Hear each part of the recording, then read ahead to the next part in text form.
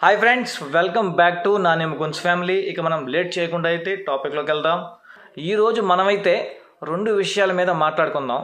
ఒకటి వచ్చి లాసియా ఎలిమినేట్ అయిన తర్వాత బయటకు వచ్చి ఇస్మార్ట్ జోడీ సీజన్ 3 మీద సంచలనమైన వ్యాఖ్య అయితే చేసింది.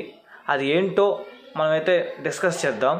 అలాగే టాప్ 6 జోడీస్ అంటే ఆ ఆర్డర్ ఫస్ట్ ప్లేస్ నుంచి 6th ప్లేస్ వరకు ఎవరెవరు ఉన్నారు ఏంటి అనే దాని గురించి మాట్లాడుకుందాం. సో ఇక మనం లేట్ చేయకుండా అయితే మ్యాటర్లోకి వెళ్దాం. ఫస్ట్ పాయింట్ వచ్చి లాసియా గారు మాట్లాడిన మాటలు. లాసియా బయటకు వచ్చిన తర్వాత ఇస్మార్ట్ జోడీ సీజన్ 3 బయాస్డ్ షో అని చెప్పి అయితే చెప్పడం జరిగింది. సో దాని గురించి మనమైతే ఇప్పుడు మాట్లాడుకుందాం. ఎలిమినేషన్ టాస్క్ పెట్టారు కదా, ఎలిమినేషన్ టాస్క్ పెట్టినప్పుడు మంజునాథ్ అయితే లాసియాని ఎక్కువసేపు ఎత్తుకొని హోల్డ్ చేయలేకపోయాడు. అప్పుడు ఏమైంది, ఆదిరెడ్డి కవితని ఎక్కువసేపు హోల్డ్ చేసుకున్నాడు కాబట్టి వాళ్ళు గెలిచి ఫినాలేలోకి అడుగుపెట్టారు. మిగతా 2 జంటలు అభయ్ నవీన్, భవానీ, అలాగే లాసియా అండ్ మంజునాథ్ వీళ్ళిద్దరూ ఎలిమినేట్ అయ్యారు. ఇక్కడ లాసియా గారు చెప్పినట్టు ఇస్మార్ట్ జోడీ సీజన్ 3 బయాస్డ్ అని మీకు ఎక్కడైనా అనిపించిందా? ఇక్కడ ఓంకారన్నయ్య ఇస్మార్ట్ జోడీ సీజన్ 3లో టాస్క్లు అనేటివి చాలా ఇంట్రెస్టింగ్గా డిజైన్ చేశాడు. డిజైన్ చేసినప్పుడు ఆ టాస్కులు వీళ్ళే గెలుస్తారు వీళ్ళు గెలవరు అని చెప్పని మనం ఎలా చెప్పగలం? అంటే వాళ్ళు ఆడతారు అని ఓంకారన్నయ్యకి ముందుగా తెలిసిపోద్దే. ఇక్కడ లాసియా గారు చేసిన ఈ వ్యాఖ్యలు నాకైతే సబబుగా అనిపించలేదు. ఎందుకంటే లాసియా అండ్ మంజునాథ్ వీళ్ళు మొదటిసారి అవకాశం ఇచ్చారు, అప్పుడు ఒక్క టాస్క్ కూడా గెలవాల. అలాగే రెండోసారి వైల్డ్ కార్డుగా అవకాశం ఇచ్చారు, అప్పుడు ఒక టాస్క్ గెలవాల. అలాంటప్పుడు ఇది బయాస్డ్ షో. ఈ టాస్కులు పర్టికులర్గా వాళ్ళు వీళ్ళు గెలవడానికి మాత్రమే డిజైన్ చేశారు అని చెప్పని లాసియా గారు ఎట్లా చెప్తారు? సో వాళ్ళకంటూ ఒక పర్టికులర్ ఫ్యాన్ బేస్ ఉంటుంది. వాళ్ళు లాసియా మంజునాథ్ ఎలిమినేట్ అయిన తర్వాత సో మీరు ఎలిమినేట్ అవ్వడం మాకు చాలా బాధాకరం అని చెప్పడం కామన్.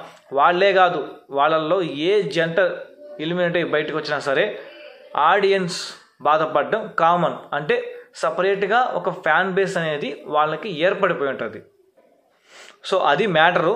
సో ఇప్పుడు మనం ఫైనల్గా చూసుకుంటే ఇది బయాస్డా అన్బయాస్డా అనేది పక్కన పెడితే మనం ముందు టాస్కులు గెలవాలి. సో టాస్కులు గెలిచి అప్పుడు అది బయాస్డ్ షో అని చెప్తే సో మనం ఏకీభవించవచ్చు. అసలు ఒక టాస్క్ కూడా గెలవకుండా అది బయాస్డ్ షో, ఆ టాస్కులు పర్టికులర్గా వాళ్ళ కోసమే డిజైన్ చేశారు అంటే మనమైతే ఏకీభవించలేం దాన్ని. అంతే, అంతకుమించి ఏమీ లే. అంటే ఇక్కడ మనం చెప్పుకునేది ఏంటంటే లాసియా అండ్ మంజునాథ్ వాళ్ళ జంటకి అంటే స్ట్రెంగ్త్ ఎక్కువ లేదని మనం చెప్పుకోవాలి. స్ట్రెంగ్త్ ఎక్కువ లేని దాని వల్లే వాళ్ళు గెలవలేకపోయారు, ఆ కాంపిటీషన్లో నెగ్గలేకపోయారు. అంతే, అంతకుమించి ఏమీ లేదు. సో ఇక్కడ లాసియా మంజునాథ్ వాళ్ళు స్ట్రెంగ్త్ లేదు, వాళ్ళు అన్ఫిట్ అని చెప్పి మనం చెప్పట్లా. సో అక్కడికి వెళ్ళినప్పుడు సో కాంపిటీషన్లో గెలవాలి, గెలిచిన తర్వాతనే మనం ముందుకు వెళ్తాం, లేకపోతే వెనక్కే వస్తాం. సో అంతేగాని దాన్ని దృష్టిలో పెట్టుకొని ఆ టాస్కులు పర్టికులర్గా వాళ్ళ కోసం డిజైన్ చేశారు వీళ్ళ కోసం డిజైన్ చేశారు అని చెప్పడం కరెక్ట్ కాదు అనేది నా ఉద్దేశం. ఇక మనం సెకండ్ పాయింట్ టాప్ 6 జోడీస్ ఆర్డర్ చూసుకుంటే 6th పొజిషన్లో ప్రదీప్ అండ్ సరస్వతి గారు ఉన్నారు. అలాగే 5th పొజిషన్లో అయితే రాకేష్ అండ్ సుజాత జంట అయితే ఉంది.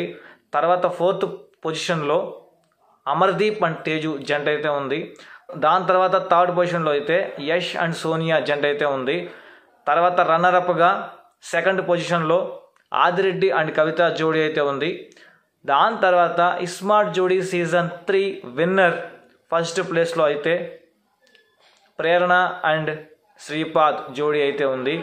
ఇక ఫైనల్గా చూసుకుంటే అమర్దీప్ అండ్ తేజు జోడీ 4వ ప్లేస్లో ఉండడం నాకైతే చాలా బాధేసింది. వాళ్ళు 1st ప్లేస్కి ఫిట్, కానీ వాళ్ళు 4వ ప్లేస్లో ఉండడం చాలా బాధేసింది. సో ఇంతే ఫ్రెండ్స్ ఈ వీడియోలో. మరి నెక్స్ట్ వీడియోతో మీ ముందుకు మంచి కంటెంట్తో మంచి ఇన్ఫర్మేషన్తో అయితే వచ్చేస్తాను. Until then thank you, bye bye.